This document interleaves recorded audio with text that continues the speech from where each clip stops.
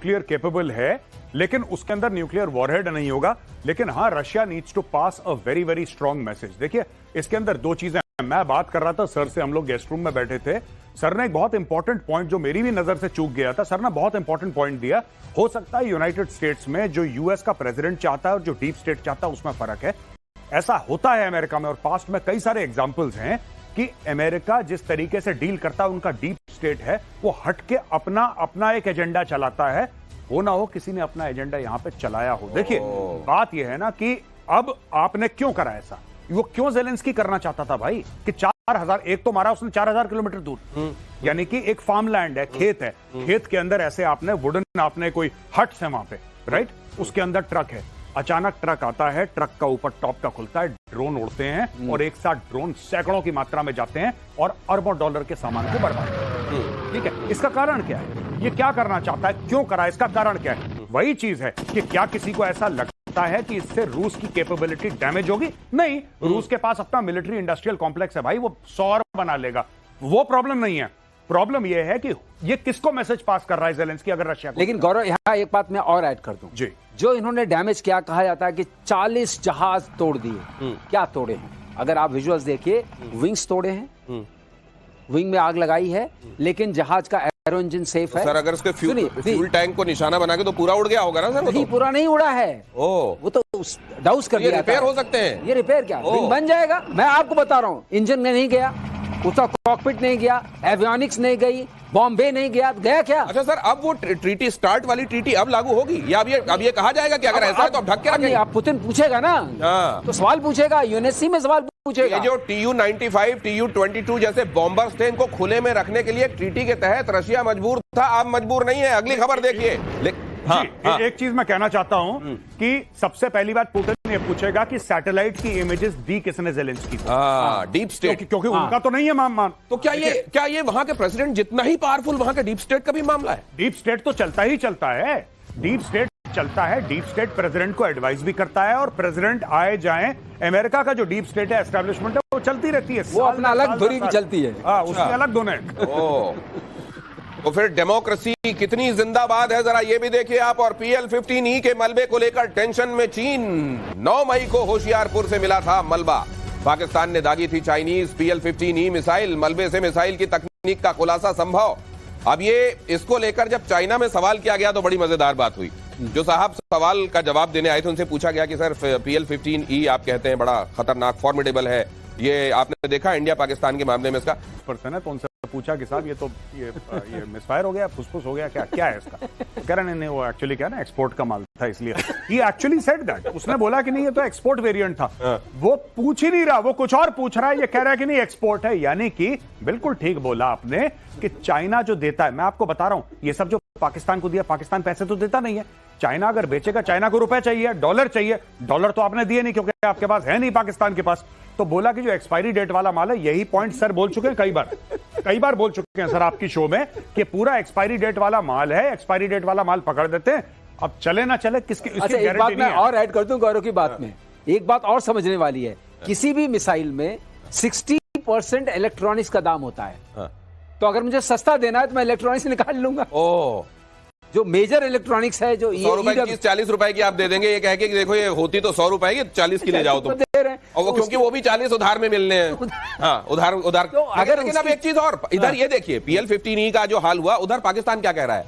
ये चाइना हमारा all weather friend है, टर्की हमारे साथ है, अजरबैजान हमारे साथ, पूरे देशों का नाम गिनाने के बाद, लेकिन वो कहने हम कब तक इनके पास जाएंगे, बेगिंग बोल, ये खुद शहबाज शरीफ बोल रहे हैं। हम भाई साहब, शहबाज शरीफ सितंबर में, पिछले साल सितंबर में शहबाज शरीफ गया, और शहबाज शरीफ ने पूरी कौम के सामने कसम खाई कि आखिरी बार मैं लोन ले रहा हूं, मैं कसम खाता हूं, इसके बाद ये जो है ये अब और नहीं लेंगे। नहीं, ये अब और नहीं लेंगे। नहीं, ये तो छोड़ दो, ये तो हथियार हैं, ये तो हथियार हैं। उसने उसके बाद 3 बार और लोन ले लिया, जब उसने बोला था कि आखिरी बार लोन ले रहा हूं इंशाअल्लाह, उसके बाद 3 बार और निपटा दिया। ये वही वाली बात है, कसमें, वादे, प्यार, वफा, सब बात होगा क्या? नहीं, तो ये जो लोन, अब उसके बाद ये भी कह दिया कि ये हमारे मददगार हैं, लेकिन we can not approach to them with our begging bowl all the time, so they want business with us. Now what kind of business can they provide? मैं एक छोटी सी बात बताऊं, वर्ल्ड बैंक ने बोला कि $40 अरब मिलेंगे, $40 अरब, 20-20 करके over a period of 10-15 years world bank ने अनाउंस करा।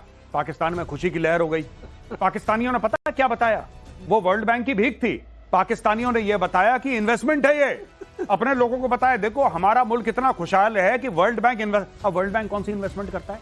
इन्वेस्टमेंट तो रिटर्न होता है।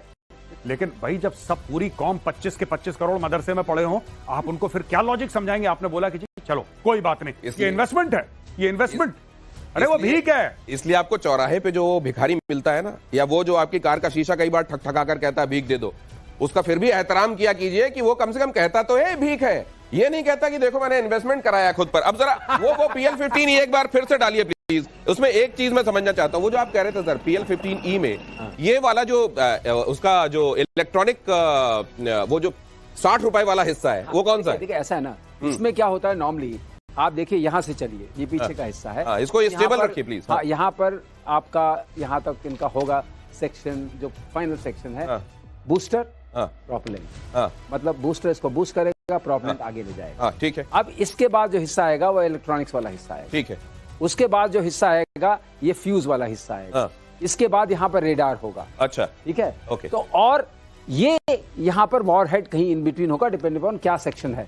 तो अगर ये है, ये बीच से टूटा है, अच्छा, तो इसका मतलब इसका मतलब ये है कि ये पूरा का पूरा हमें अवेलेबल है। ओके। हम ये जानते हैं इसका एरो स्ट्रक्चर तो हमें पता है पूरा। हम ये पता है बूस्टर ग्रेन क्या है। ओके। हमें ये पता है प्रोपेलेंट ग्रेन क्या है, बर्निंग रेट क्या है, ये कहां तक कितने किलोमीटर तक जा सकता है। ये तो हमें ये पता है इसकी पूरी इलेक्ट्रॉनिक्स क्या है। ये देखिए, वैसे तो आप लोग सब पता कर लेंगे इसका, लेकिन ऐसा लग रहा है रावण जलने के बाद अगले दिन वो नहीं थोड़ा खोल वोल मिलते अगले दिन। ये उस टाइप का हिस्सा लग रहा है। ये देखिए, ये पूरा हमें इलेक्ट्रॉनिक्स मालूम हो जाएगी। अब इसका RCS तो मालूम है ही है, फ्यूजिंग मैकेनिज्म क्या है मालूम हो जाएगा, और रेडार क्या जब ये इतनी एक्सपोज हो गई है अब उसके बावजूद ये बनाएंगे क्या PL15? अब ये सवाल उठता है कि इसकी दोष किसको देंगे? ये अपने दोष नहीं, बनाएंगे क्या? स्टील फ्रेंड को देंगे या उसको ये देते रहेंगे, अपना कुछ और करते रहेंगे? अगली खबर देखिए, इसी में बड़ी महत्वपूर्ण खबर है, ध्यान से देखिएगा। भारत की नकल करने से बाज फिर भी नहीं आ रहा है पाकिस्तान।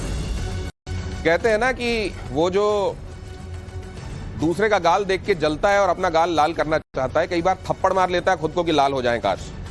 देखिए मैं एक आप बात बताता हूँ आपको कि ये सारे के सारे ना ये फर्जीवाड़े के लोग हैं। ठीक है, ये सब कोई किसी बड़े आदमी की वाइफ, कोई बड़े आदमी का बेटा, इसमें सब के सब फर्जीवाड़े के हैं। ये इनमें से कोई ऐसा नहीं है जो कि ये बोले कि साहब मैं अपने बलबूते पे आया हूं। आप देखिए डॉक्टर शशि थरूर को देखिए। शशि थरूर के फादर कोई फेमस पॉलिटिशियन नहीं थे, he belong to a middle class family. आज की तारीख में पूरी दुनिया को खड़का रखा है। ठीक है, असदुद्दीन ओवैसी को देखिए, खड़का रखा है। जितने भी लोग गए हैं, मैं ये पूछना चाहता हूं पाकिस्तानियों से, अगर तुम लोग ये प्रोग्राम देख रहे हो, इसमें पाकिस्तान तहरीक इंसाफ का कौन है आदमी? मुझे ये बताओ, पीटीआई का कौन है? क्योंकि पीटीआई आपकी सबसे पॉपुलर पार्टी है। ये सारे के सारे फॉर्म 47 वाले हैं जिनकी शक्लें आप देख रहे हैं, सब फ्रॉड करके आए हैं पावर। फॉर्म 47 क्या होता है? ये साहब ये बड़ी लंबी कहानी है, बहुत समय बीत जाएगा। बेसिकली क्या है कि इमरान खान को इन्होंने झूठे केस पे अंदर डाल रखा है और उनको ये पता है कि जिस दिन इमरान खान बाहर निकलेगा उस दिन फील्ड मार्शल गॉन, शहबाज शरीफ form 47 gone, Nawaz Sharif form 47 gone, सब गॉन। इसलिए उसको शेर को पिंजड़े में रखो, निकलेगा तो खा जाएगा। तो इसके मारे इन लोग ये, आप एक बात बताओ, बिलावल भुट्टो को फॉरेन मिनिस्टर बनाया था एक टाइम पे, आपको याद होगा। क्यों? क्योंकि इसका बाप राष्ट्रपति है, इसकी मां प्रधानमंत्री।